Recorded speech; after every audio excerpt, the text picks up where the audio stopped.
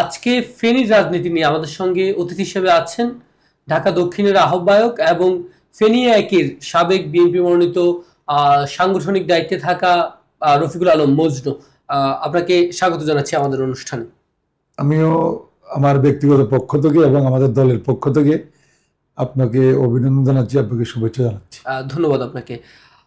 দর্শক, ফেনী যেটা আসলে সব আমলেই রাজনীতির জন্য যেমন গুরুত্বপূর্ণ, তেমনি ভৌগোলিক দিক থেকেও এটি বিশেষ গুরুত্ব বহন করে এবং এই আসন থেকে অর্থাৎ ফেনী এক থেকেই 5 বার সংসদ সদস্য নির্বাচিত হয়েছেন সাবেক প্রধানমন্ত্রী বেগম খালেদা জিয়া এবং এই 5 বারের মধ্যে তিনি কিন্তু 3 বারই ছিলেন প্রধানমন্ত্রী। অর্থাৎ ফেনীর যে 3টি আসন, এই 3টি আসনের মধ্যে সবচেয়ে ভিআইপি আসন বলা হয় ফেনী এক আসনকে। এবং এই ফেনী এক আসনের সম্ভাবনাময়ী যারা রয়েছেন তাদের মধ্যে বিএনপির মনোনীতদের মধ্যে একদম অন্যতম রফিকুল আলম মজনু, যিনি ইতিমধ্যেই আমরা দেখতে পাচ্ছি যে সম্প্রতি সময়ে মাঠে ঘাটে চষে বেড়াচ্ছেন, ঠিক তেমনি আসলে ভোটারদের দ্বারস্থ হওয়ার চেষ্টা করছেন।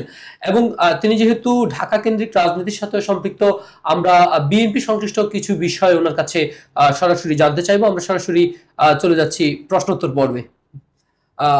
আপনাদের আসলে বিএনপির এই মুহূর্তে রাজনৈতিক অবস্থান আসলে কেমন যাচ্ছে? ধন্যবাদ আপনাকে। আপনারা জানেন যে দীর্ঘদিন বিএনপি নেতা কর্মীদের উপরে যে অত্যাচার, নির্যাতন, মামলা, হামলা, এই ফ্যাসিবাদদের পতনের পর, বিশেষ করে 5 আগস্টের পর থেকেই বিএনপি নেতা কর্মীরা যে মিথ্যে মামলাগুলো থেকে মুক্তি পেয়েছে, আবার সুন্দর করে দলকে সুসংগঠিত করার জন্য কাজ করছে। এখন আমরা মোটামুটি যে এটুকু বলতে পারি যে পুলিশের যে হয়রানি ছিল সেটা এখন আমাদের নেই। আমাদের নেতা কর্মীরা সব জায়গায় আমাদের দলকে সুসংগঠিত করার জন্য, গতিশীল করার জন্য, এবং যেহেতু বিএনপি একটি নির্বাচনমুখী দল, গণতান্ত্রিক দল, সেভাবে বিএনপি সামনে দিয়ে এগিয়ে যাচ্ছে। সামনে একটি নির্বাচন হবে সেই লক্ষ্যে। বসুন্ধরা টিস্যু, অশুদ্ধতার বিরুদ্ধে এক বিন্দুও ছাড় নয়।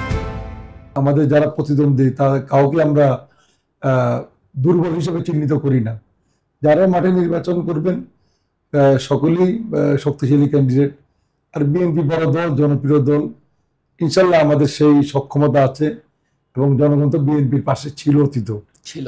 যেহেতু বিএনপিও জনগণের দল, আমরা বিশ্বাস করি জনগণ আমাদের পাশে থাকবে। আমরা যে কোনো চ্যালেঞ্জ, যে কোনো প্রতিদ্বন্দ্বিতা করার জন্য আমরা প্রস্তুতি নিচ্ছি। আপনি কি ঢাকায় নির্বাচন করবেন নাকি ফেনীতে নির্বাচন করবেন? দেখেন, 2018 সালে আমাকে আমাদের দলের ভারপ্রাপ্ত চেয়ারম্যান, আমাদের সকলের প্রিয় নেতা তারেক রহমান সাহেব, তিনি আমাকে একই দায়িত্ব দিয়েছেন। যেহেতু আমাদের নেত্রী জেলে ছিলেন, উনি অসুস্থ ছিলেন, জেলে ছিলেন, তখন আমাকে আমাদের নেত্রীর যে আসনটি ফেনী এক, সেটাকে আমাকে দেখার জন্য, কাজকর্ম করার জন্য, সেখানে আমাদের কর্মীদের সুসংগঠিত করে দলকে সুন্দরভাবে সাজানোর জন্য আমাকে দায়িত্ব দিয়েছেন। আমি 2018 সাল থেকে এই ফেনী একের মানুষের সাথে আমি কাজ করছি। কাজ করতে হতে একটি পর্যায়ে যখন নির্বাচন আসলো, আমাদের নেত্রীকে নির্বাচন করতে দেওয়া হলো না, তখন আমি দেশনেত্রী বেগম খালেদা জিয়ার প্রতিনিধি হিসাবে আমি এই ফেনী একে আমাদের দল থেকে আমাকে মনোনয়ন দেওয়া হয়েছিল। এরপর থেকে সেখানে আমরা নির্বাচন করেছিলাম। আপনারা জানেন যে আসনটি হচ্ছে আমাদের নেত্রীর আসন, আর আমি তো এখানে ওনার প্রতিনিধি, ওনার পক্ষে আমি কাজ করছি।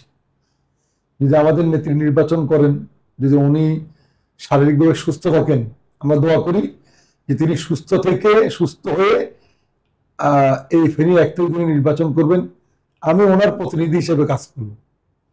আর যদি আমাদের নেত্রী নির্বাচন না করেন, সেই ক্ষেত্রে যেহেতু গত নির্বাচনে আমি এখানে নমিনেশন পেয়েছি, দলের জন্য আমি কাজ করছি, আমি বিশ্বাস করি দল অবশ্যই যে কোনো একটা সিদ্ধান্ত অবশ্যই দিবে আমাকে। আপনি মনোনয়ন প্রত্যাশী ফেনী এক আসন থেকে? ফেনী এক আসনে আমি মনোনয়ন প্রত্যাশী সেটাই বলবো না।